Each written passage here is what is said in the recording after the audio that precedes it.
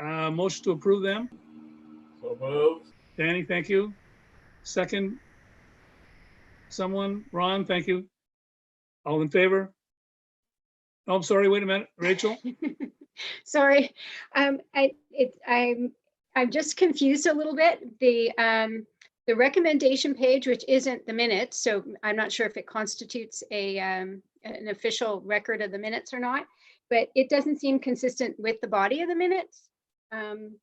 So I don't know if we might want to check that as far as what recommendations came to council.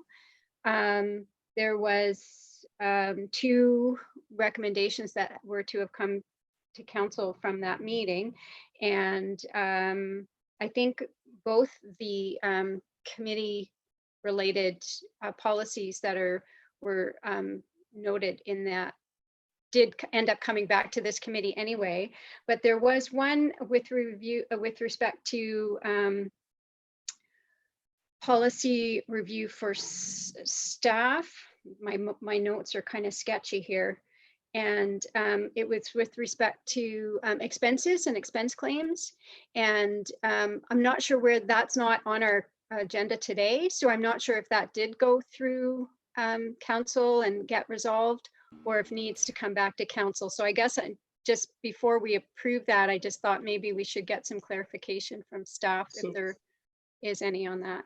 Do you want to just leave the approval of the minutes then until maybe even the next meeting and get clarification on it? I think it might be helpful for me because it's really hard to kind of explain it and council. I didn't have a chance to talk to staff about it, so it might be just my confusion, but it's certainly, there is an inconsistency there somehow. So will we then have a motion to defer it then? Or I just wonder, Mr. Chair, could I comment? I think the mayor was asking about the minutes section 4C in regards to the expense claim amendments that the fire department had requested. Have I got that right, Your Worship? Yes, and whether or not that came to council, because it didn't seem through the recommendations that are stated there that they did. So it did, yes, it did. And but council ran out of time. You had asked me to go back and check with the fire department if the amendments were acceptable. And we heard from them not too long ago that yes, they were okay. But then at your last meeting, which seems like an eternity ago, would have been the 14th, you ran out of time, unfortunately, to consider it. So it will go over to the agenda on April 28th. There's actually 3 components of the policies that have to be amended to affect those changes. Does that assist? That would make sense then, I think, as far as I'm concerned. Excuse me, Mr. Chair, I'm jumping back in. No. And yeah, and then maybe that's why it was so fresh in my mind, because I was confusing, review of the items in this for this meeting with material I would have looked at in preparation for our meeting last on Tuesday with the for council. So sure, that makes sense. So I'm okay to go ahead. So we can approve the minutes, and the recommendations were just postponing things anyways, so it wasn't really doing anything, I guess, other than deferring the decision to later. So we will then, all in favor of accepting the minutes? Any opposed? Motion carried, thank you.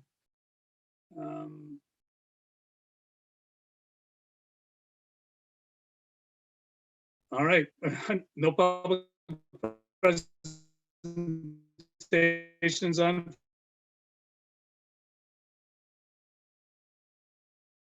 A few discussions on it.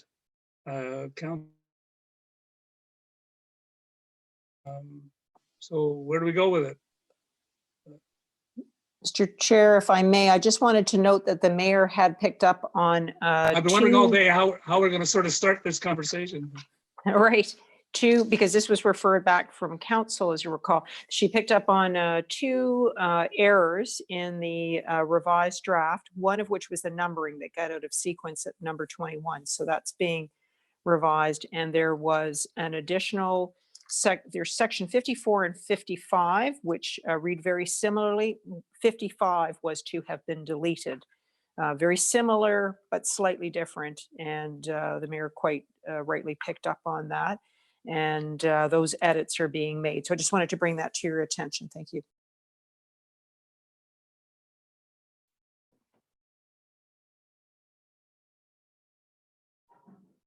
I don't,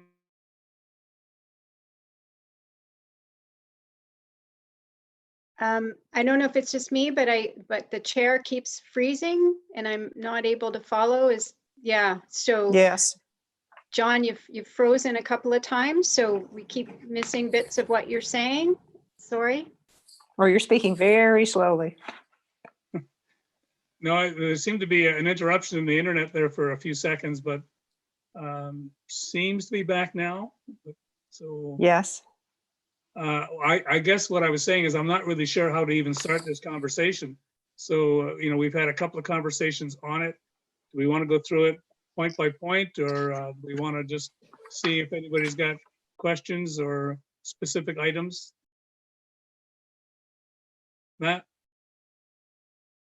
Thank you, Mr. Chair. I don't have any specific items. I'm ready to forward this back to council as is. The only thing I'd note B is that the very last subheading on questions of privilege and the other parliamentary inquiries and requests for information is lacking the conduct of meetings section, the same as all the other subheadings. So that's just another minor thing for consistency that might want to get fixed. Yes, thank you.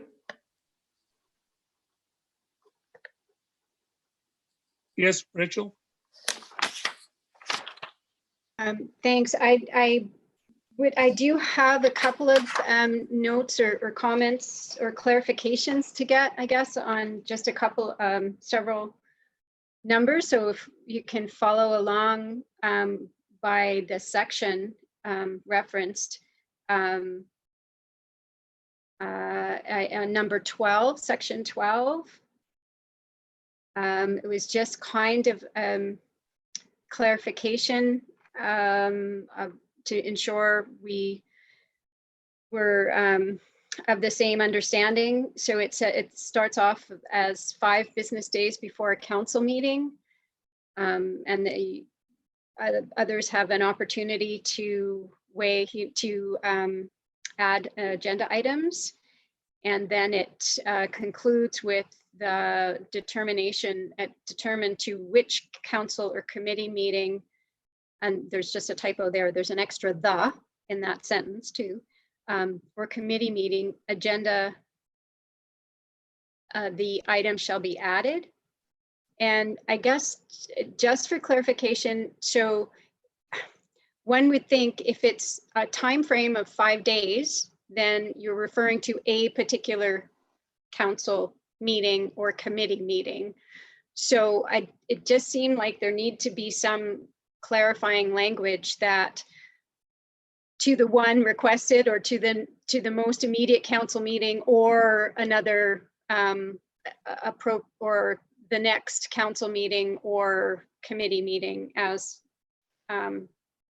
determined by mayor and CAO, which are the two parties referenced. Does that make sense to anybody else, or be through you, Mr. Chair, is that worth looking at? Sorry, I'm just going to have to read it over first. So if someone else wanted to jump in, that would be great.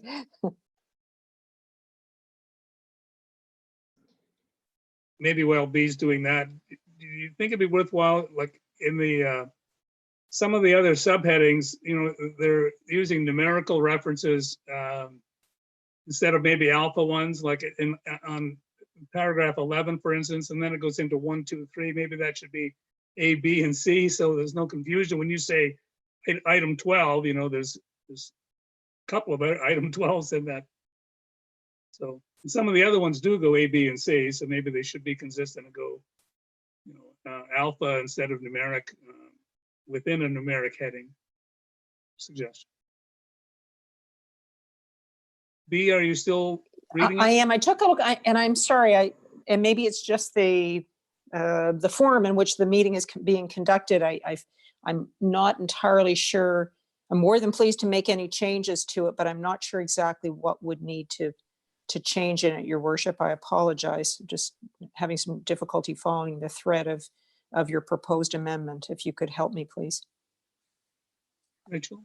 Give it another shot. Okay, so it reads, 5 business days before a council meeting, a councillor or member of the public may request of the mayor and clerk to add a council agenda item with relevant and sufficient particulars and supporting documentation, which the mayor shall, in consultation with the clerk, determine to which council or committee meeting the agenda item shall be added. So the presumption is if it's 5 business days before a particular council meeting, that is when the person asking would intend it to be included on. So Yes. I just think maybe it needs to be some clarifying language as to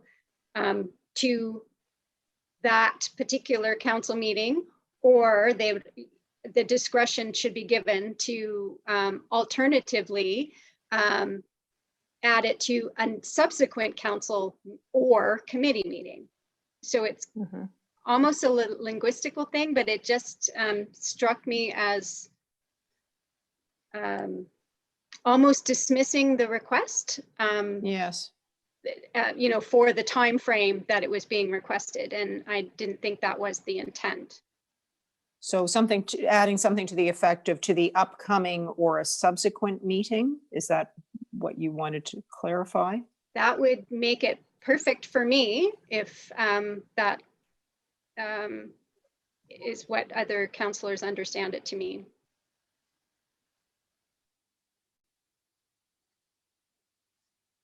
I think that interpretation could certainly be imported in the way in which it's drafted. I don't think it's certainly not meant to be intended to be exclusionary, that it would only have to go to the next meeting, not the upcoming meeting.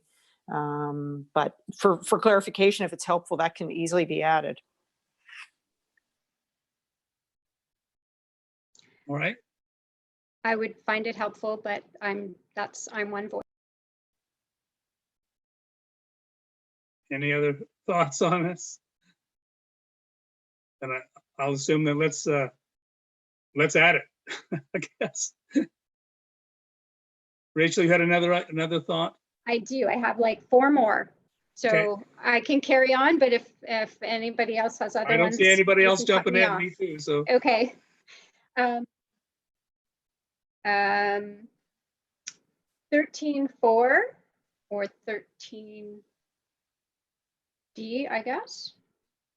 No, 13.4.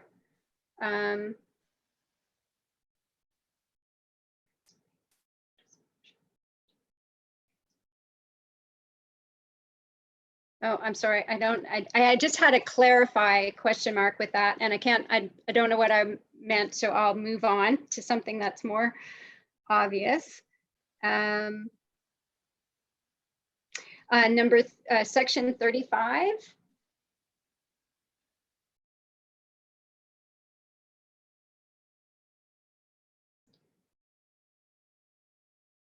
The middle phrase of that section, or the middle sentence, speaks to the first degree amendment may have only one amendment known as the second degree amendment pending at one time. And that sentence really just served to confuse me. And I don't know that it's necessary. I think just removing that makes the section much more clear. And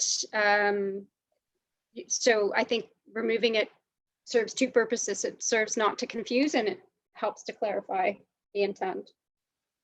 if it needs to be there, I'm happy to hear why. Matt, go ahead. Thanks, John. That's lifted from the Roberts Rules, which says that you can only have one amendment to an amendment pending at once, so that it doesn't take you down the rabbit hole of amendments to amendments to amendments, but it could be removed and is still covered later on by saying that anything not contained in the policy is covered by the latest edition of the Roberts Rules. Okay, is there a consensus? We take it out then? Nobody disagrees with that? So. Okay, next, Rachel. Next. 42, sorry, I should have been looking ahead here. 42.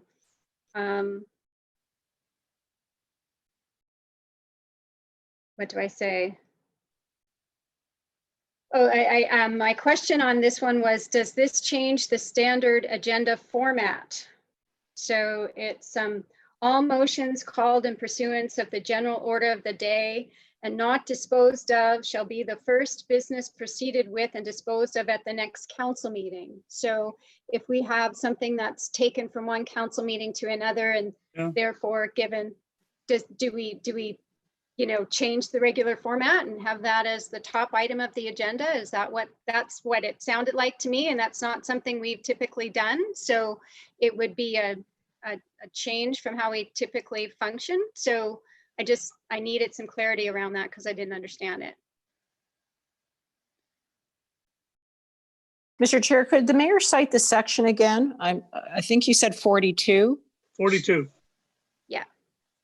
But Rachel, if it just said, if it didn't say the first business, it just said it had to be dealt with at the next council meeting, that would be in accordance with the way we do it now.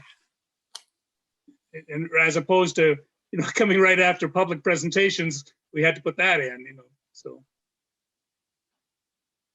So if we just take out the word first business, if we just said it was disposed of, shall be disposed of at the next meeting of council. Would that be okay with everyone? My understanding, Mr. Chair, of orders of the day is that they are given a greater prominence on the agenda. Those are kind of your top priorities that are flagged and indicated as orders of the day. But I don't even know if it's needed. It is a bit of an archaic practice, but can be handy at times. So I'll leave it to you, in or out, whatever you'd like.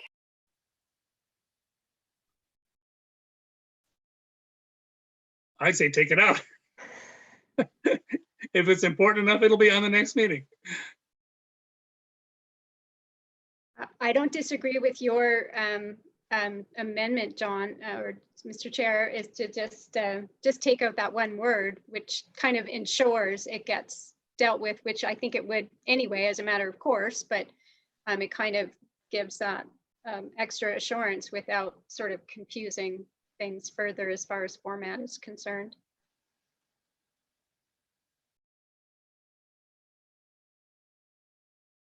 So Rachel, you're suggesting we just change the wording so that it doesn't say that it has to be the first item. It just says it has to be at the next meeting, basically. So if B could just reword it so that it said that, we'd be fine. So I'll be deleting the words, or it'll just read shall be proceeded with and disposed of at the next meeting of council. So taking out the other words. Okay, thank you. Is anybody objecting to that? Oh, you're okay with that, Ron? Okay. All right, we're good. Moving on, Rachel. The last one was just that B already referenced the 54 and 55 confusion, and I just to clarify which was which. One was going and one was staying, and I wasn't sure which was which. 54 in, 54 is going. 55 is going, I beg your pardon. Okay. Yeah, slight nuance, and I just went back and read the meeting minutes. That being said, because they are so similar, if you wanted to change your mind, it doesn't really matter. It's Well, one said something was debatable. The chair's ruling was debatable and one said it wasn't. So I wasn't sure which was. And you decided to go with 54 saying they are not debatable but appealable to council. Right, okay, yes. That makes the sense. So 55 is out? Correct. Okay, thank you. That was all. Okay, so what do we do now? We sort of look for a motion to forward this to council?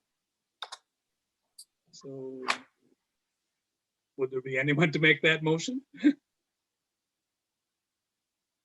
Matt, Or- thank you. Second? Annie, thank you. Any further discussion of it? All in favor? Aye. Carried. Thank you. You know, Rachel, I want to thank you for doing all of the work that you've done on that. I mean, to me, it must have been a very tedious thing to go through it word by word. And anyways. Okay, we're into 4B, Draft Committee of Council Policy. So I'm assuming the same process. And Councillor Risser, of course, Mr. Chair, submitted a number of comments in regards to the latest draft for your consideration.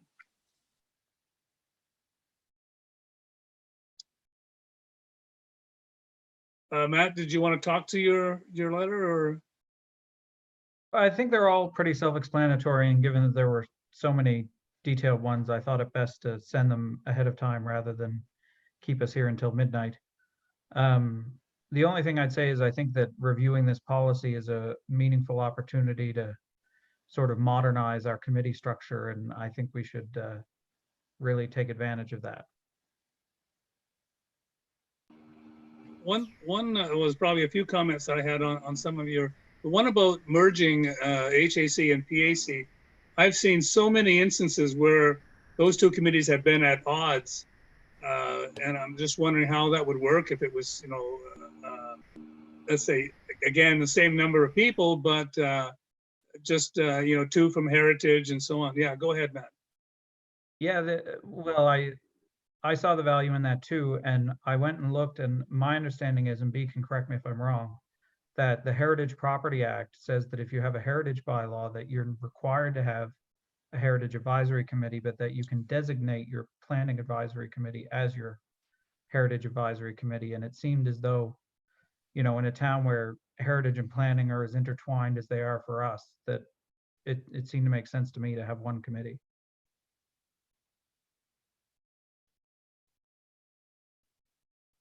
Rachel? I wouldn't be completely comfortable with that, to say the least, I guess. There's also, I think worth noting is for a community as dedicated to heritage as we are, and with the very special and unique responsibility for the oversight of UNESCO World Heritage Property. The idea of having a separate dedicated Heritage Advisory Committee was very much part, and actually a part of our approval for being granted the designation, the fact that we would have such a committee. Having it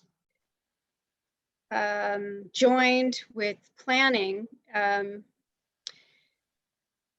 I think would somewhat negate that relevance and that unique nature of our community. And I would hate to see any move on our part that would reduce the engagement of concerned citizens with an area of the community that's that important.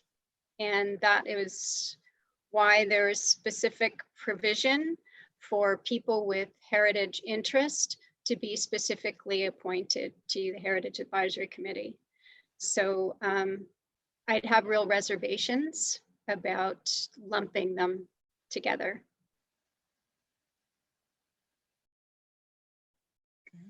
Any other thoughts? Matt, you made a number of suggestions in there, you know, like, I don't know how to do it. Don't we Well, need to go through, don't we need to go through them individually, or no? You don't think so? Staff ultimately hold the pen in drafting, and they can take them under advisement and bring whatever proposal they want forward. Danny, thought? Yeah, I was going to suggest that same thing as Matt just said, that put it back to staff with those suggestions and revise or make notes accordingly to the procedure so that we can look at the whole thing in a one package sort of deal then. And then bring it back to this committee again, Correct. which is probably not for a couple of months. Well, I don't know. Well, we haven't had this for years, so it doesn't matter. We always call a special general government meeting, I guess, if we had to approve things. Yeah. Yeah. And Kind sorry, of broken up there, Danny. I think he's frozen again. Matt? Yeah, I just say I agree with Danny's points. I don't think any of this is particularly urgent at this stage. Okay, well, is there any other, sorry, Rachel? I certainly agree it's not urgent, especially given the nature of what we're going through right now in other ways. But there are, this is an opportunity we have to update some of our, and we staff have already put a great deal of time and energy into the preparation of this document for us. And it is kind of ultimately, you know, the way we function as a council and a community that we're being asked to look at this stuff. I mean, I had a number of very specific, again, suggestions or questions or clarifications to review, and you know, I can talk to staff about that, but ultimately it's you know, they're not going to make changes on my request, nor should they. They'd only make changes to this document on the direction of council as a whole or this committee. So I think we do need to talk some of this stuff through and see where it lands. And some of the suggestions that Matt has made also probably, you know, Well, oh, you can't sorry. expect staff, I think you're saying we can't expect staff to just sort of make a change to it based on Matt's say so or your say so. Of course not. Right. So specific, if I may, Mr. Chair. Yes? So some of the things, you know, minor things perhaps, but I think get us further down the line are things, for example, in the last time we looked at this general government committee and we spent a lot of time on it, we didn't like the idea of a nominating committee because it wasn't kind of germane to what we've normally done. And so we kind of just took out wherever it was a nominating committee and put in our general government committee, and because that kind of made sense to us during that discussion. And when I look back at the document now, I think we should just take that all out. The general government committee is the council, and for you know, as to comments that I think were in the notes that Councillor Risser provided for all of us, it seems silly to make recommendations to ourselves in some of these circumstances. So under section 3 of the procedure for this particular policy, it says, for example, committee membership shall be annually reviewed by council within 3 months following each municipal general election or election anniversary. And then it says, after seeking the advice of the general government committee. Well, I would just take that out, just period, you know, because why we would be seeking our own advice and it would just be bureaucratic back and forth. That doesn't seem to make a lot of sense. So that's just one example of a way, you know, that we could, you know, and by going through this document and trying to get to the substance of it, we can, I think, help move ourselves forward. So your suggestion is we basically take out that first section. Just that second part of that sentence, the last part of that sentence after anniversary. After seeking, so take out the general government reference. Yes. Yeah. And there's another place or two in this document where that same kind of reference is made, where I think it could simply be taken out. Any thoughts on that from anyone else? So I guess makes sense to do. I wonder, that wouldn't go back to when we had, when general government wasn't full council, would it?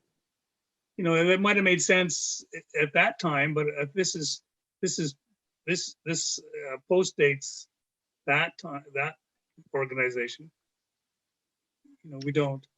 There was a time when, you know, there was four members of council made up the general government committee, and now it's everybody. Matt? Thank you, Mr. Chair. Yeah, I had noted something similar in my comments. I agree that we shouldn't have a nominating committee, but perhaps in the same vein as we've developed for Volunteer of the Year, some nominating criteria, which I had also suggested in my written comments, just as an initial thought, not an exhaustive list, you know, so that we have some objective metric by which to assess these kinds of applications.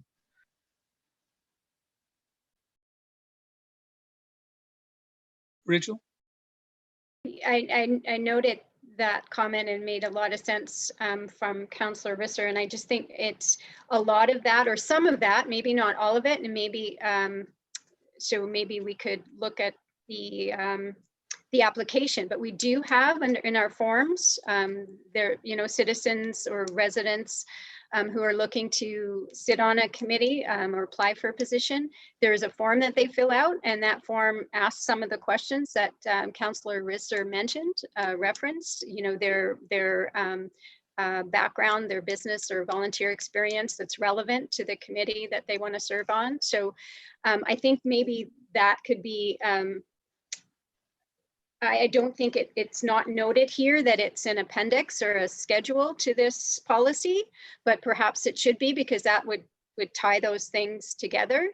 Where right now it's just in our, you know, on our website under our forms kind of thing. So I think by marrying the two documents, it would make more sense, and we'd have some of those matrix simply built in through the application form itself. Well, two thoughts I had on that item. One was that if you think back, sometimes we have trouble getting people to sit on the committees, and I wouldn't want to sort of chase them away because, you know, we're starting to ask questions maybe they can't give good answers to, and so they won't bother applying. And then also I think of, you know, we're doing some of that anyways, and I think back to some of the appointments we've made, let's say on the library board, for instance, where we've had somebody with just phenomenal library experience that, you know, sort of they knew to make some of those statements if they wanted the position. So, so I'm fine with, you know, list your appropriate experience, but I'm not sure I'd want to get into something too detailed, which may scare people away. That's my only thought. So, any other thoughts? Back to you, Rachel. Mr. Chair, though, before we proceed, could I just clarify that I am being asked to delete from section 3, first line, the words beginning at or election anniversary after seeking the advice of the general government committee, period. That would be deleted.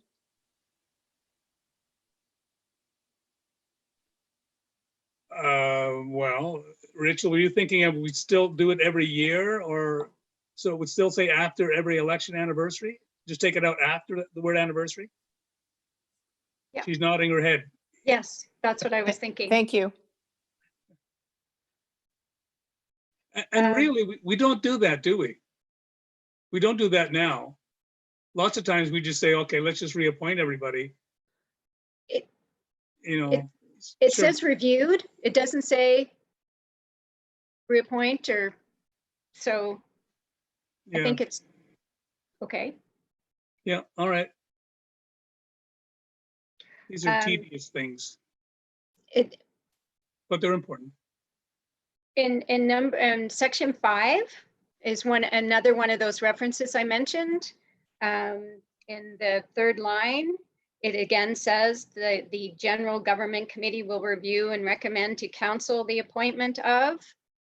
And so I thought that is in a similar vein, the general government committee should just be, that reference should be deleted. But Yeah. that's, and I just spoke about that and didn't realize it was right here. And in something could be inserted to the effect with respect to what Councilor Risser had said. Interested citizens will complete an application form as per schedule, whatever. I would guess. And some input such as that take the place of, general government recommending someone, that there be forms completed that we can review. And in the wonderful chance that we have many to select from, which has happened, we have had to choose some folks over other folks, and there's some then relevant criteria on which to base those decisions by review of the application. And it says that it would be done by ballot. And so that would respect the privacy of those people that were making application if they were reviewed by council and then selected by ballot of council.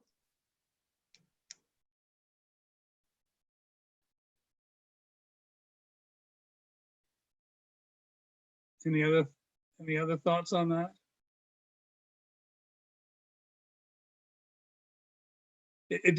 In a sense, general government is effectively council. It doesn't make a lot of sense, that we're going to recommend to ourselves.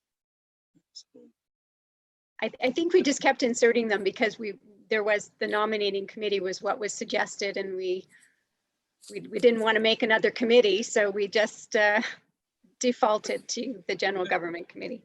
does the word ballot assume then an actual piece of paper, like a secret ballot, or is a ballot just we take a vote on it? Should it qualify what a ballot is? A ballot vote generally means a secret ballot. Thank you. Peter?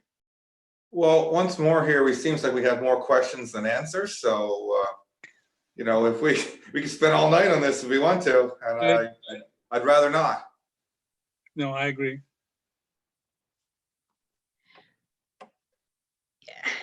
I know this is tedious, but I don't know how else we make these decisions, frankly. We can go through it and decide what we all feel about each section, or we just let it.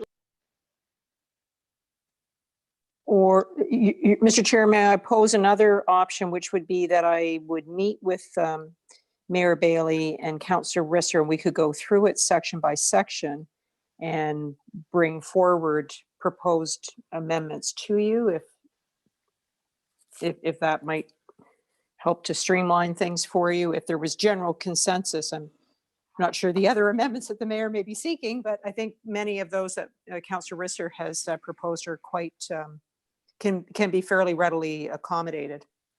Peter, you want to jump in there?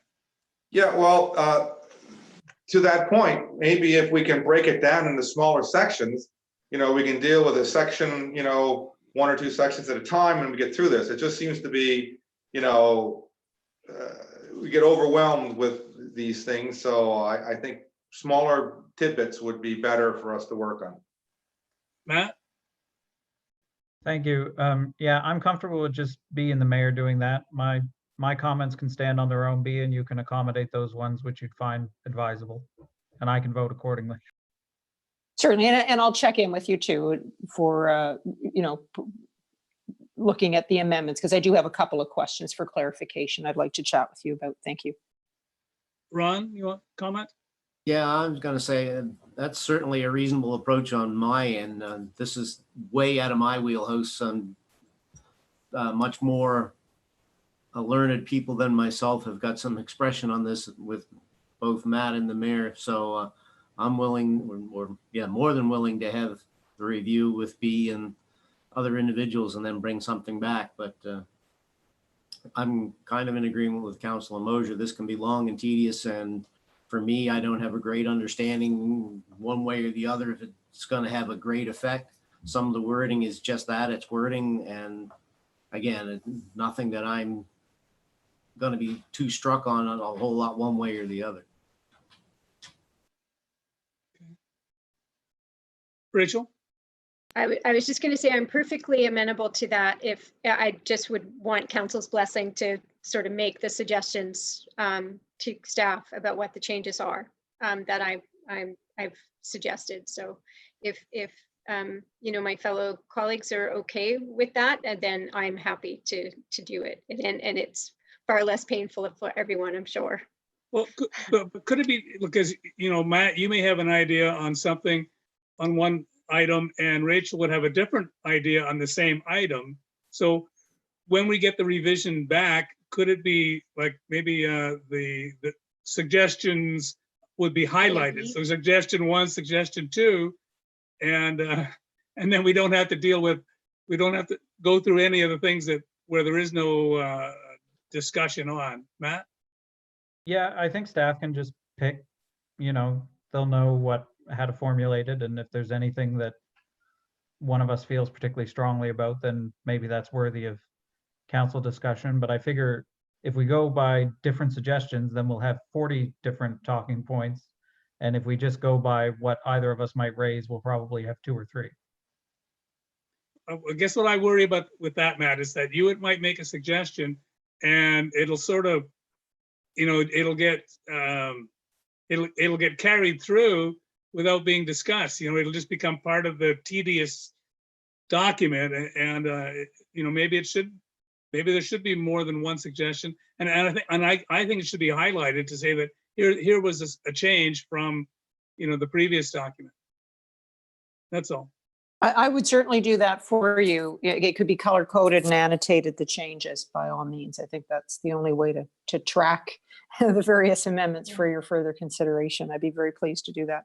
So am I hearing then that we should end this conversation now, and you guys will make submissions and we'll get a revised document sometime in the future? Okay, everybody's agreed. Yeah, I see lots of thumbs up. Okay. Thank God you're here. Okay, so now revised draft work on private property policy. Now, B, do you address that? I was asked, Mr. Chair, to obtain some additional information regarding why does one lateral begin and end at one point for a private property owner as opposed to another? So the difference between a water and a sewer lateral. So there was some information that was added to your agenda package that speaks to that. The water lateral being the partial lateral responsibility of a private property owner to the curb stop. And Mark Belleville, the former town engineer who does consulting work for the town, as you know, provided that explanation because he indicated where the curb stop is and the shutoff valve can be turned off if there's a leak. Whereas the sewer lateral can be affected by so many things, from the home to the main, you know, with various items that can cause blockages. Sewer lateral pipes also, some of them were of questionable quality when they were installed, particularly in the 40s and 50s, with some material that collapses. And there's things like tree roots and things like that that can come into play that a resident may plant on their property that could impact on the lateral. So the full lateral from the home or you know, other private property to the main is considered the responsibility of the private property owner to maintain. So I think that was the clarification the committee was looking for in the policy, why the two are treated differently.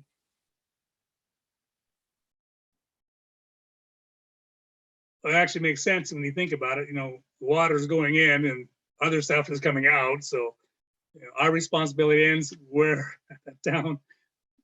Makes sense to me. But so what we're looking for a recommendation here, somebody make a notice of motion on the bylaw change?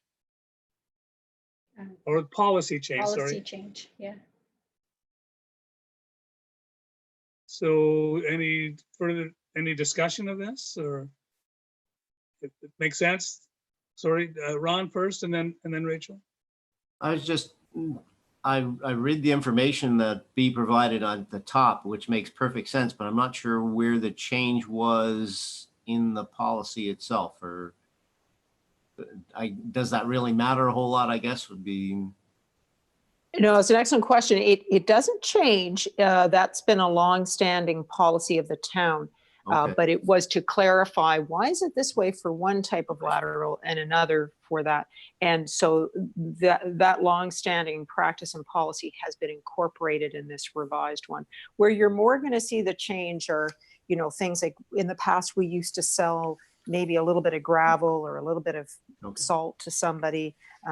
We might even loan out pieces of equipment, and there wouldn't be any charge for that necessarily. Sometimes, and just getting rid of some of those past practices in the old policy that really don't apply anymore, for the reasons noted there. There's a lot of safety issues and just the time that it takes, and we don't want to be competing with the private sector and those sort of things. Okay, no, great. That's a good explanation. I just didn't want to make sure that I was confused one with the other. Danny? I think Rachel was first, wasn't she? No, I Oh, I'm sorry, thought, Rachel, I forgot. Yeah, no, sorry. no, I was just going to sort of clarify that, yeah, I think we just need somebody to make a notice of motion to adopt the new policy or the amended policy, which is in the, so I don't know if I can do that, but it's just harder because I'll be chairing the council meeting. So if somebody else wants to do that, that'd be better. Danny, you had a comment? Danny, you want to say something? Yeah, I keep breaking up here. I'm not sure what's going on, but hopefully you can hear me. Yeah. Anyways, what I wanted to say is when I had my sewer line repaired, I would have had to hire 3 contractors, I guess, to get one job done.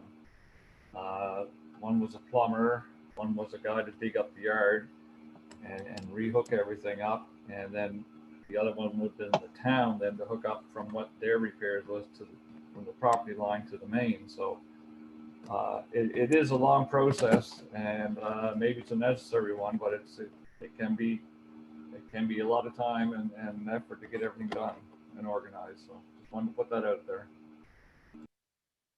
You? Anybody like to make a notice of motion then? Other than Rachel? Ron, thank you.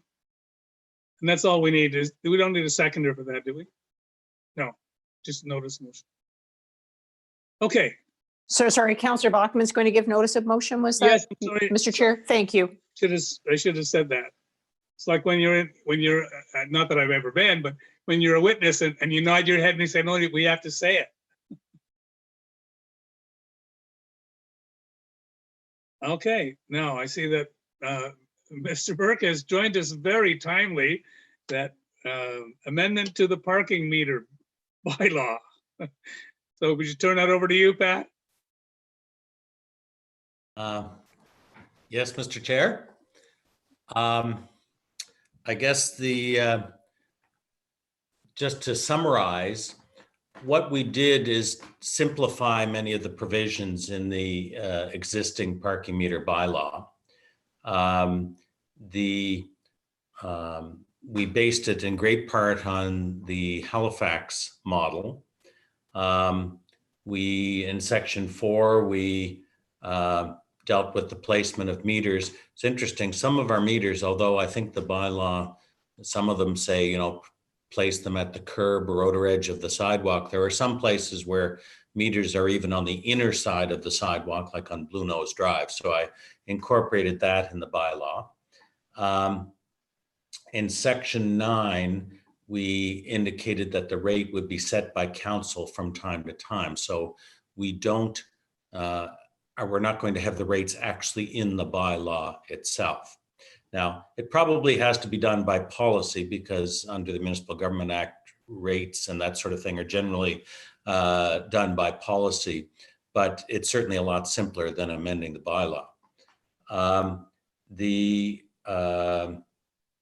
We removed the schedule at the end of the bylaw, which remember we had a list of various streets that had 4-hour meters and other streets that had 2-hour meters, and we took that out. The one thing that we do want to note, as in the past, in December and at additional times that are set by council, you don't need to pay for parking, but the maximum time that is allowed on that meter still applies. So if in the middle of December, I park by a meter, I can't stay there for 8 hours. There's still the maximum time that would apply. That so if that was a meter for which you could get a maximum time of 4 hours ordinarily, that's as long as you can stay. We're just because we still want people to circulate and to move. We don't want a couple of people to clog up all the parking spots in downtown. Do people understand that, Pat, do you think? I'm not sure if they do I don't understand. think I understood that. You know, when we have free meters, I think people just park there all day. They probably do, and that may be something from an educational standpoint.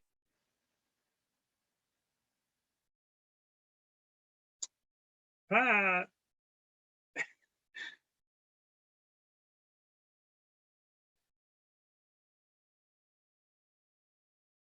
I did notice that there's no public participants in this meeting, so He had a similar issue, I think this time, yeah, the other day, didn't he? He said that he gets locked out or something.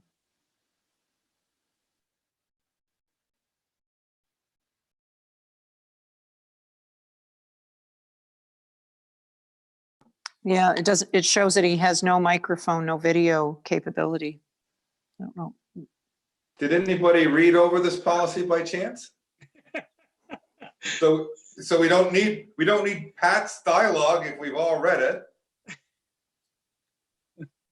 So I don't see any reason why I'd move that we forward it. I don't see anything in it that would be offensive to put forward.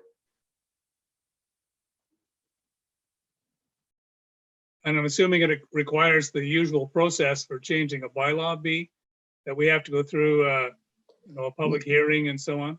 Exactly. Yeah, that's right. And I just texted Pat to let him know that he evaporated. When he goes Oh, back, his audio's, no, where'd he go? Sorry. We may not need him by the time he comes back. Quick. Yeah. I was gonna say, He's gone. He's planning to phone in.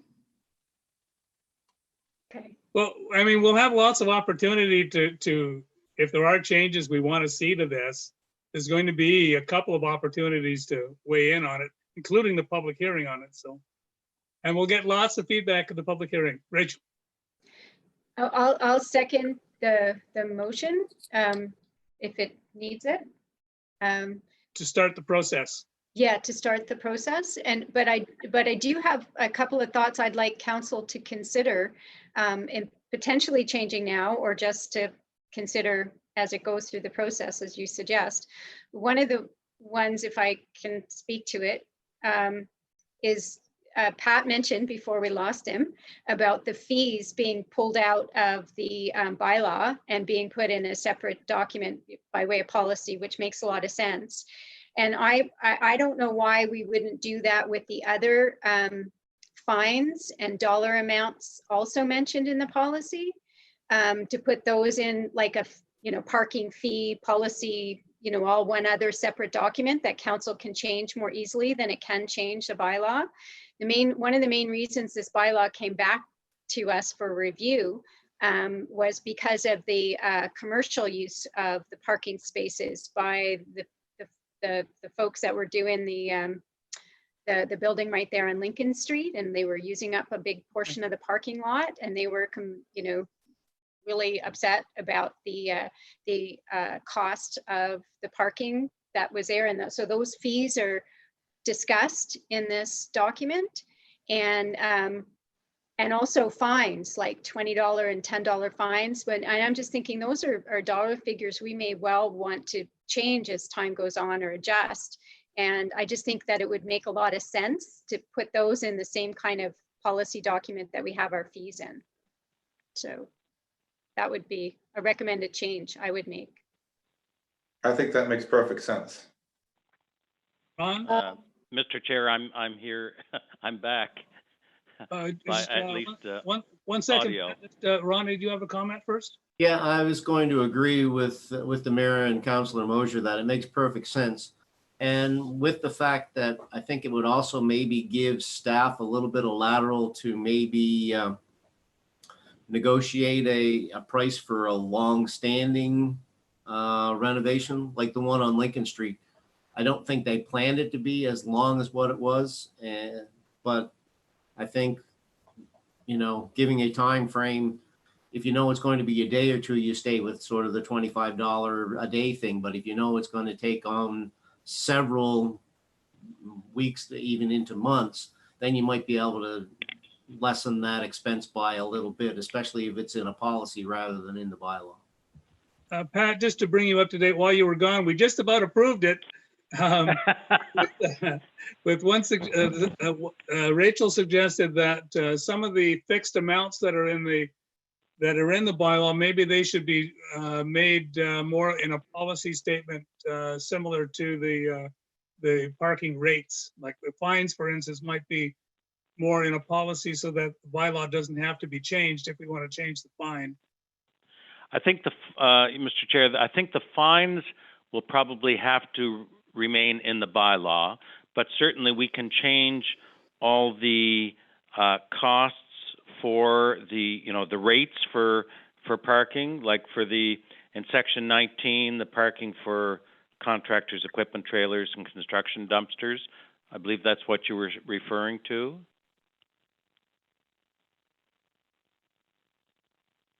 Hello?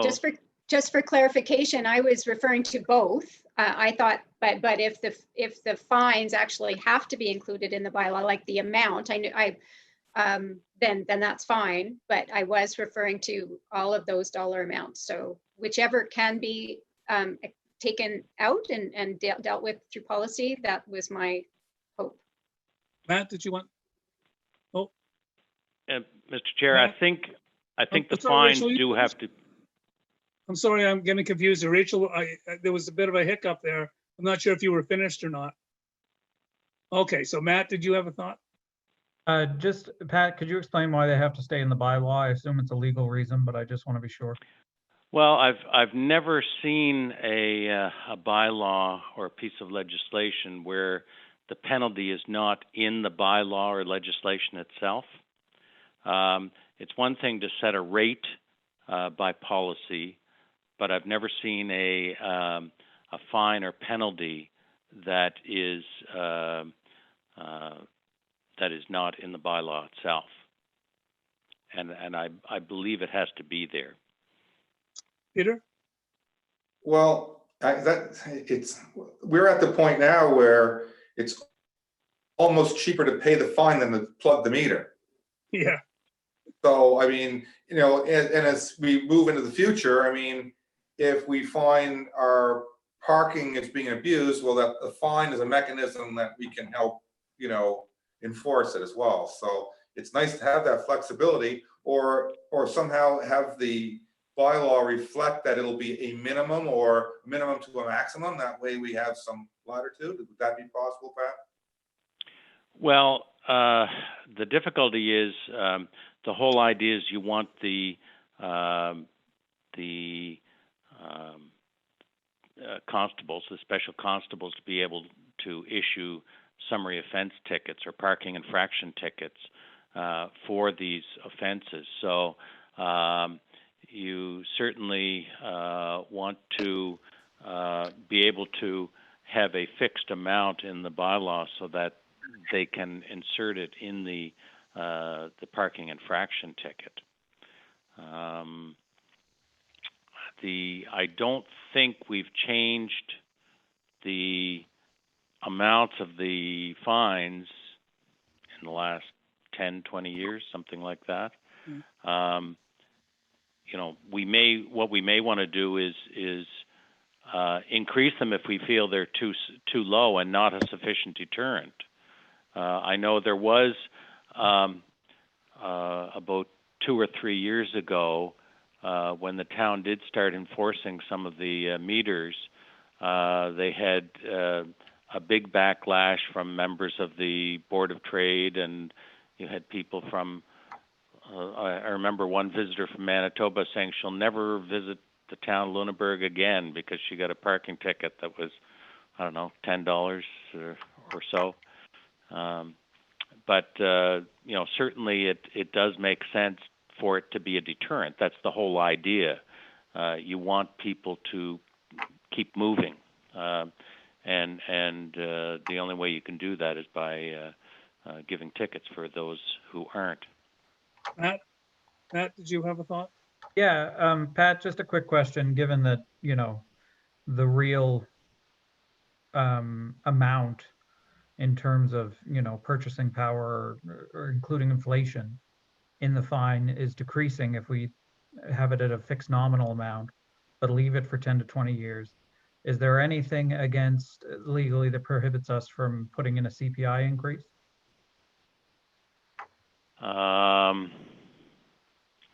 You could, but it makes it.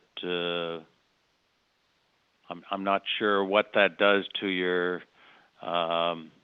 Is that going to make a difference, B, with respect to the electronic ticketing machines that we're looking at getting? Well, for the fines, it would be okay. For the, well, no, it would be problematic all around, I think. Yeah. I think I've never seen it There's in a piece of legislation. I can see, you know, sometimes rates, you see that, but I've never seen fines go up by consumer price index. Peter, sorry. Generally, it's not related to the cost of living. Yes, well, what I would suggest again, like it's say, okay, so we could incur a fine of say up to $100, but it will be specified through the policy that we could change, you know, on a regular basis then. Rachel, did you have something you wanted to add? I was just going to agree with Councillor Mosier as to and I think Councillor Risser's thought too, that it's the fine really isn't representative of a deterrent now in its current amount of $10. You can park all day. It's a 7-hour day. And if you plug it at $2 an hour, it's cheaper just to pay the fine than to plug the meter. So people might just default to that. So if we do have to keep it in the policy, in the bylaw, then I suggest we increase it to at least $15. That was just my comment. Ron? Just question, can you possibly enforce multiple tickets for the person that's there, you know, for 4 hours, and the constable comes back around and he's issued one ticket and the person hasn't moved? Can you issue a second ticket so that instead of $25, he's got $50 or whatever the charge might be? You know, someone is abusing the system, make him pay accordingly, and rather than just have one ticket on the windshield, well, maybe he gets two. Maybe that could be a bit more of a deterrent. Mr. Chair, there is a provision in the bylaw that deals with that, and I'm just trying to quickly find it, but I think it says each hour after the initial violation is a separate offense. Danny, your mic is off. I mean, your mic is on. So did you want to say something? No, now it's off. Okay. Pat, I have got a question. Could the, oh, did we lose Pat? We lost. No, still here. Could the fine be sort of a function of the meter rates, so that if we change the meter rate, the fine would automatically change, you know? No, But I did we think s- you're going to have the fine in the bylaw and an amendment to the bylaw if you're going to change the fine. But if- Sorry. And I don't think you can do a range of fines because it has to be specific if we're going to do summary offense tickets. So we couldn't say that the fine would be 10 times the hourly rate of the meter. No, I don't think so, because if you can't put determine the fine by policy, you can't do it indirectly by policy either. Thank you. Ron? I think if the bylaw provides us the opportunity to, place multiple tickets, I think we just have to make that an option and make sure that the constables know that that is at their disposal and make sure that they enforce it. If somebody misses it by, a minute or two, okay, I pay my $10 fine, I'm not too PO'd. But if I'm there for 4 hours and I've got $40 worth of tickets, well, then maybe next time I won't park there for that long. But wouldn't they have to chalk the tires and stuff and all that involves, that would make their job a lot more difficult, I would think.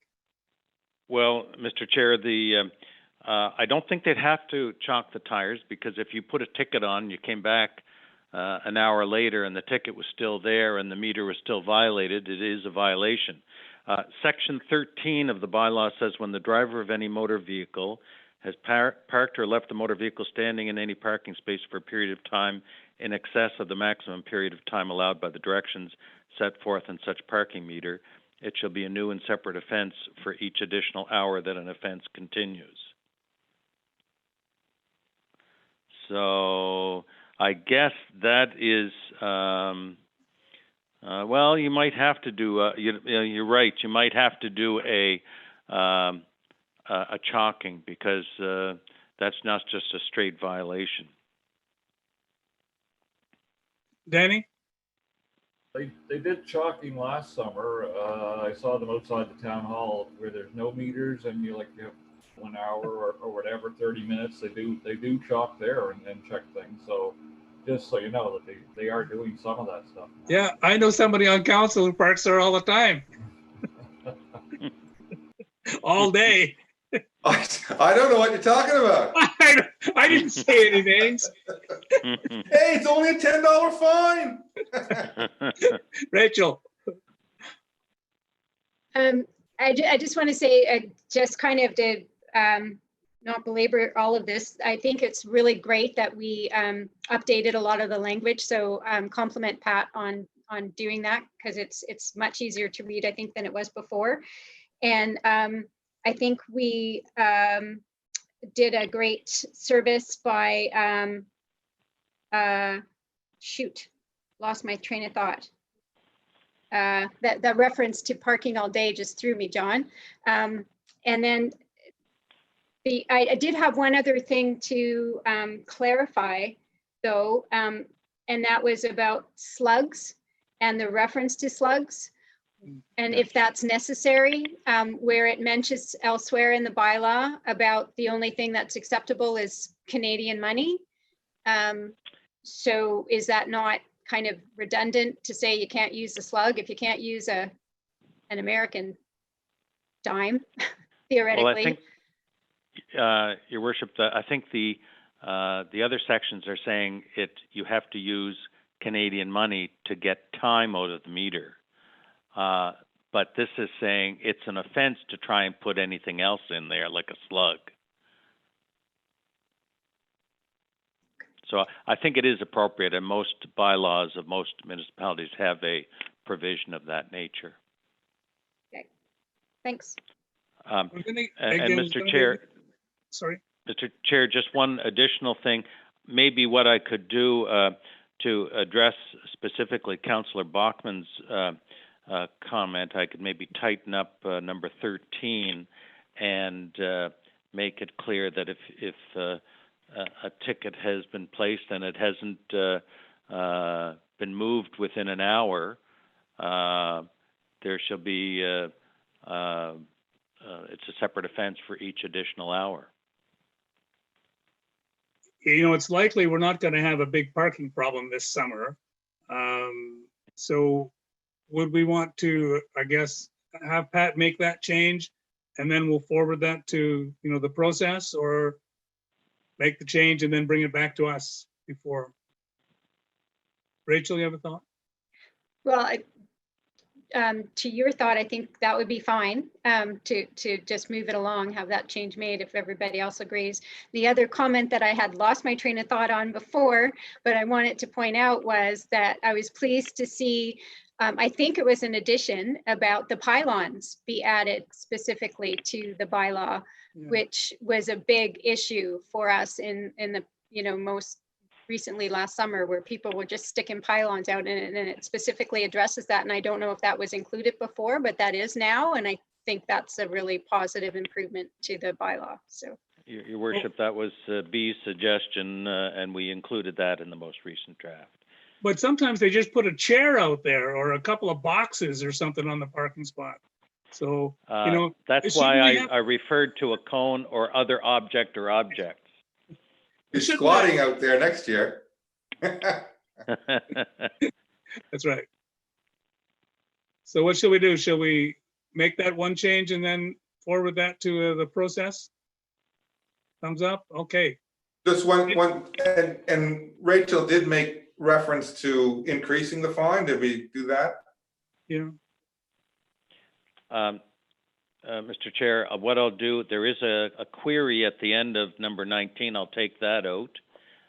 There is a numbering issue in number 20. I see we start off with sub 3 and sub 4, so it should be 1 and 2. So I'll make that change. And we may wish to increase the fine for parking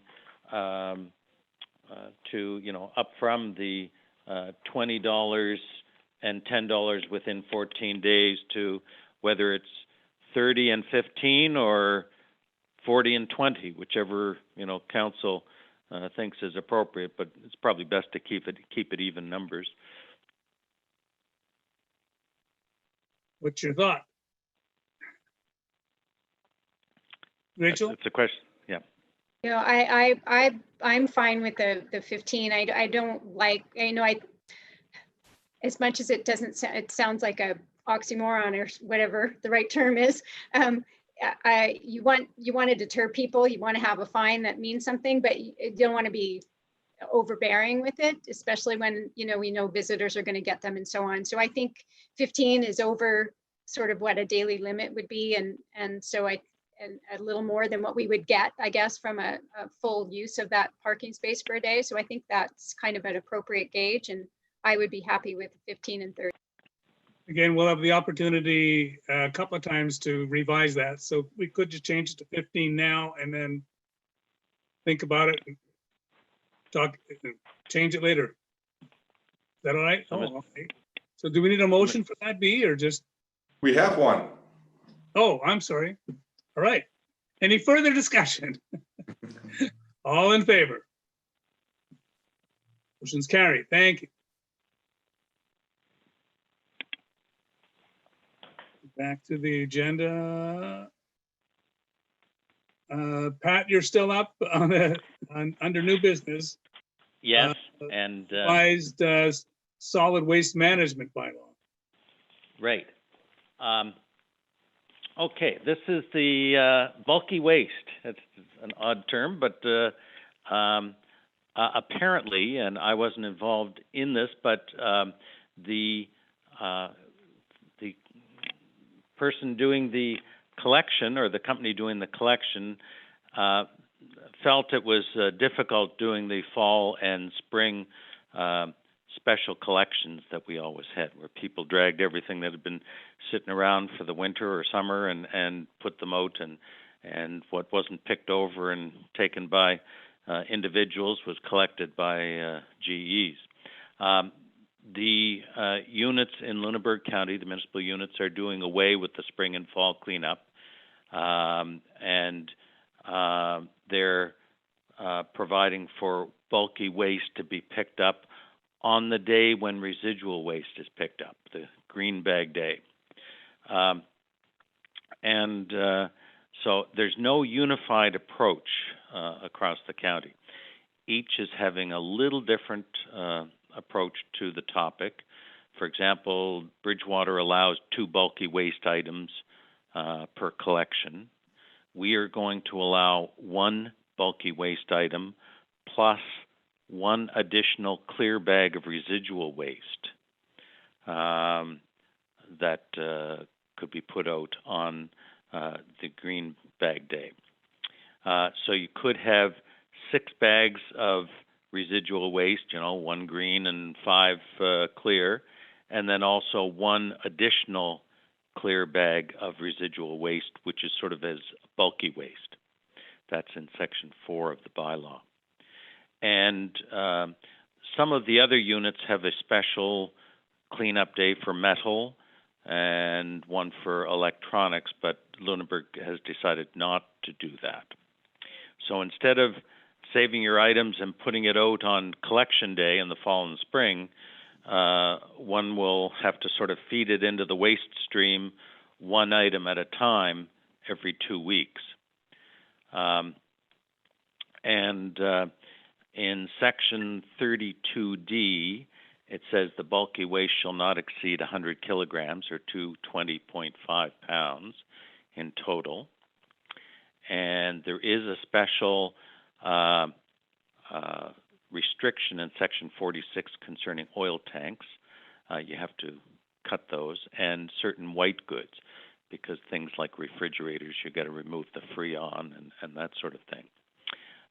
Section 47, if there's more than 1 article, you have to package, bundle, or box it so it is 1 item. And it can't weigh more than the 100 kilograms, can't exceed 1.8 meters or 5.91 feet in any dimension. And in section 48, it says you can't exceed 2 square meters in cubic meters in total volume. And I just noticed going through it this afternoon that in section 51, the word cleanup needs to be removed. Section 56, Christmas trees, you can either put Christmas trees out as bulky waste, or there's still going to be a special collection day, I understand, in January. And so I did note from going through it this afternoon that we probably will have to make an exception for oil tanks where we said that it's got to be 1 item. If we told them that they have to cut the oil tank in 2, then that's really 2 items. And Christmas trees, because that's going to exceed the length. But other than that, those are the essential changes in the bylaw. Ron? Just a question about the oil tank. Now, I've had mine done several years ago, but that was the responsibility of the company that changed the oil tank, was to take that away. So I'm not sure that it's legal for you to replace your own oil tank. So I'm not sure why you would have an oil tank to dispose of. Mr. Chair, Councillor Bachman may be entirely correct. We did have that in the bylaw previously. That's not a new section, because that was basically when it was going out for cleanup waste, you had to,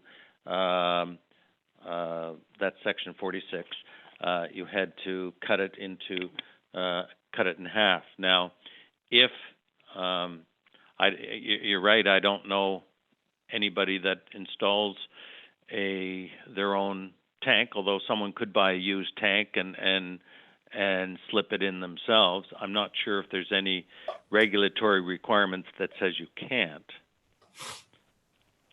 I'm pretty sure that it says a qualified person has to do the install. So unless you're actually your own boiler technician or work in that field as your vocation, I don't think you would actually be allowed to have one on your lawn. Well, if that's the case, we can certainly delete section 46A dealing with oil tanks, if that's the wish of the committee, and that's perfectly fine. I must confess, in the last 10 years, I've never seen an oil tank out for pickup. I I just think it had needs to mine be- changed and they took it away. Rachel?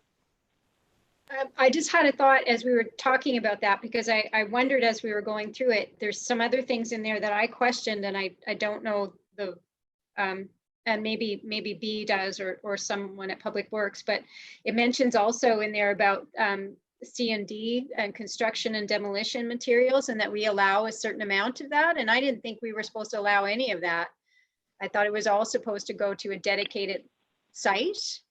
And so and Pat can speak to that question too, if he knows the answer, but before he does that, I was just going to say, I wonder if we wouldn't be well served to have the entire document just reviewed by the people at Region 6, who kind of, their specialty is solid waste. And if we're doing something or suggesting something or something like that needs to be deleted, then ask them to cover that off for us.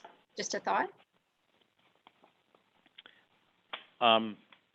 Your Worship, I think, and I'm just looking for the section, I suspect what you're referring to is the reference to Section 2. Construction. Beg pardon? Section 2. 2. 2. Okay. Section 2.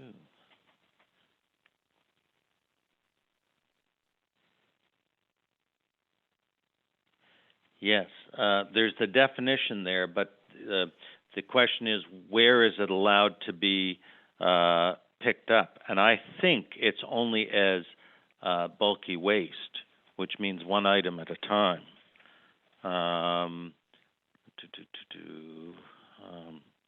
Seems to me I saw that.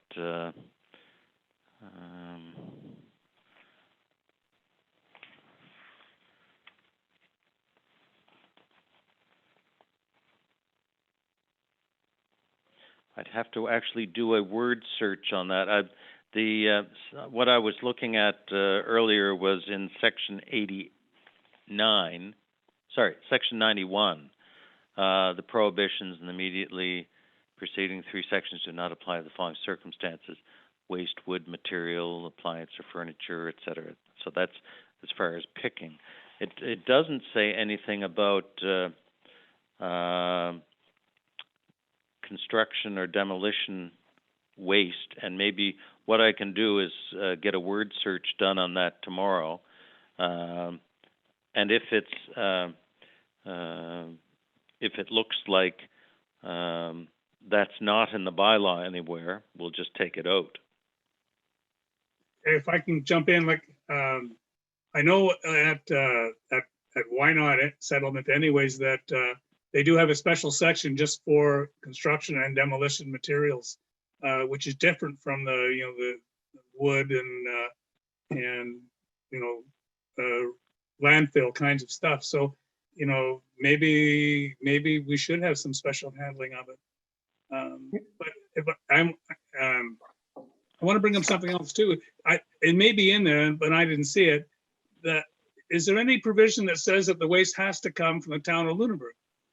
We've had instances in the past where people have brought a dump truck in during our cleanup week and sort of put it on the street, so is there anything in there that says that the waste has to originate here?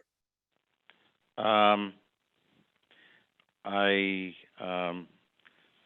Chair, I do recall that was an issue when we were drafting the bylaw many years ago, and I thought that there was a provision in the bylaw, but I can't specifically refer to that at the moment. Yeah, that is restricted, Mr. Chair, and section 77 and 78 deal with construction and demolition materials. No, I'm just saying, if you remember, we did have a company, a local company who was bringing bringing stuff in from the county by the dump truck full and just dumping it on town streets. And then, you know, the GE guys had to pick it up and we were charged by the ton. So, you know, that should have been in the county, or they probably got paid to clean it up from somebody's yard in the county. And then they probably got paid the tipping fee as well, but they didn't take it to the dump. They brought it into town. So, I think it's section 84 that deals with that. okay. Peter, you ever thought? Peter? Yeah, thank you. Yeah, I do recall seeing that in the bylaw, that it's restricted to the 85. garbage has to be within the town of Lunenburg. But Yeah. the one thing that I'd like to reference that I didn't see there, and I think it was in our old bylaw, is about fixed containers. And it's somewhat addressed in item 40 and 41C. But this problem could also solve another issue that we have with Airbnbs. Every Airbnb that's getting set up in our residential areas have a garbage box out in front of the road. And technically that's leaving your garbage at the street. So if, like, as a normal resident, I can't take a garbage bag out there and just let it sit there for a week until the garbage comes along and picks it up. But if I have it in a fixed container, I can do that. So that allows non-residents. So I rent the house for a day or two, and part of my obligation is to take my garbage out when I leave. I just take it out, dump it at the street curb, and away I go. But it's in a container, so nobody really notices it. And some of the containers are attractive, and some of them aren't. So it all depends, right? So I think that's something that should be identified here in this bylaw while we're changing it. And it might also help serve us to find Airbnbs if they're, you know, if we don't want them in a residential area, we could find them that way. Mr. Chair, would you want it so that no garbage box can be placed within a street right-of-way? No, I wouldn't see that. I'm thinking of our place on Cumberland. We had a garbage box. It was probably 2 feet off the pavement, you know, which would be part of the right of way, I would think. I don't know. You know, in Old Town, there's probably several that would be illegal now, maybe more.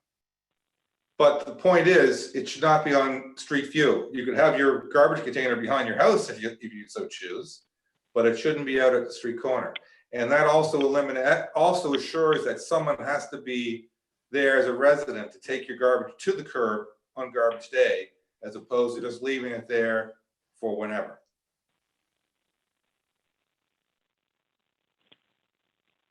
Well, I can do whatever is the pleasure of the committee. If, you know, the easiest way is to say that it shall not be on the street right of way, because if they have to have it back on their property, then the collector isn't going to pick it up. It has to be physically be put out to the curb. Well, that's kind of the thought behind what I have here behind that. And some of those are or can be fairly, you know, not a pleasant thing to see, because they get old. A lot of them are made out of wood. They get rotten. The doors fall off. They're laying, you know, then the door lays beside the box, and it's a mess. Mr. Chair, would you like me to include a provision that no garbage box shall be placed on the street right of way? Is that a consensus? I see a couple. Yep. Yes, Pat. Okay. I had a bunch can't of see. I know. I had a bunch of thumbs up for that. So. Okay. Yes. Good. And if I'm not mistaken, B, that was in our old bylaw that there should be no fixed containers out there. I think so, anyway. That one I don't recall. I don't recall that either, and I would have thought we would have picked that up and taken it along. This bylaw has been in place for 9 years, something like that. So again, I'm sorry, Rachel. Sorry, just another thing while we're talking about things that might be updated that weren't touched on with the highlights, was just the references. Shoot, and I lost them now, but in references to when our bylaw was last changed, which was with the clear bag change that we made. And so I think it was 2015. And so there are dates in this current bylaw that speak to that. So prior to this date, you can have this many, and then after this date, or opaque bags, but after this date, you can only have one, and and the rest have to be clear. I just think as a matter of housekeeping, it just would make sense if we're updating the bylaw to just sort of get rid of that reference, because I had to read it over a couple of times because I thought it was redundant, and then I realized, oh, well, yeah, or it was contradicting itself, but it was because it was during the time when the bylaw was being updated for our change to clear bags. Mr. Chair, I can certainly do that. The instructions were just to deal with bulky waste, but certainly that's a valid comment. And if we're making changes already, then it's a good change to make. John, I gotta go, so I'm just gonna sign off, so. Okay, well, we're just about done. So Okay, well. can you give us yeah, just, because I think we're done with this discussion, and then the next thing is the next meeting date. So can you give us another minute? Well, I'm good. I gotta be somewhere at 7 o'clock hard, so that's why I gotta run. Well, I think we're only a few minutes from being done completely. Ron? You can finish without me, Ken. Okay. I was gonna say, Peter can go, we still got a quorum, business is just about done. Yeah, You don't want to. thank you. Okay, guys, see you later. All right. All right. I didn't realize what time it was. Rachel. No, I was Okay. moving to Peter. So we forward this then to the process. And again, we'll have a couple more opportunities to weigh in on it if we want to. Did we have a motion? No, we don't. Should we not, or did we? Well, I'm not sure we want to go that far, in my opinion. I think there's more than one change that needs to be made, and I think Pat really should do the review as the mayor suggested, to see what may and may not agree with what Region 6 suggests before we actually put it to the process, because there may be more changes necessary before we get down that road. Is that acceptable to everyone then? Yeah, okay. Yeah. Let Pat do a more thorough review before we start the process. Well, Mr. Chair, what I'll do is I'll remove the reference to the oil tank. I'll insert the no garbage box on the street right-of-way. I'll remove the provision saying prior to June 1st, 2015. And then would you like me to send that amended version to Region 6 for their comments? Yeah, that sounds like a good idea. Okay. And B, if you could just forward me the contact person, that would be great. Yes, I will. Okay. Yeah, there's somebody new there now, isn't there, Rachel? Yeah, well, Kirk is gone, but yeah, Valda's still there, so she would be able to speak to those concerns, I think, or review it on our behalf, which I think was perfectly within her mandate for on working for us. Yeah, thanks, Danny, who's had more experience with that than me. And just one other comment, I don't think it hurts to be going through this process now. I think, and Ronnie might concur, that the solid waste bylaw is something that our waste reduction committee or strategy, refers to a couple of times. And one of the things that that's come up in those meetings is the number of bags that we currently allow and whether or not it's excessive. And I'd be interested to hear feedback from council, in this forum, about what their thoughts on that are, because that may very well be a recommendation that comes forward from the committee and, for further change to the bylaw, or there may be other things, but that's sort of an obvious one that's come up for discussion. So if we get sort of this much up to snuff to our liking, it would be interesting to see what thoughts are around that. The basically 7 bags of garbage we're allowed to put out at this time.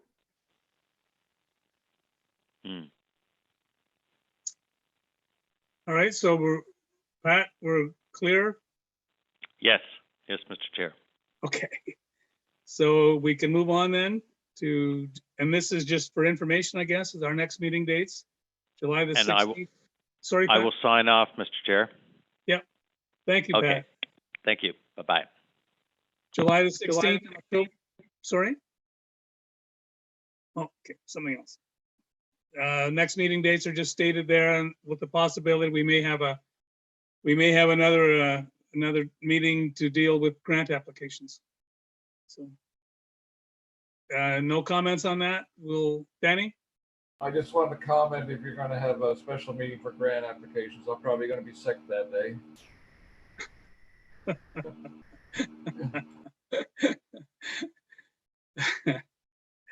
Okay. Motion to adjourn then. Matt, Rachel, thank you very much. This actually worked pretty good. I didn't know how, the meeting on Tuesday I thought went really well, Rachel. I think that it was well handled, and it actually, we could probably get some background settings like you had the other day. We could probably get pictures of the courtroom and put them in behind us, so it would seem like we're. Yes, good thought. Anyways, thank you very much. And we can all leave the meeting now. So long. Bye, thank you.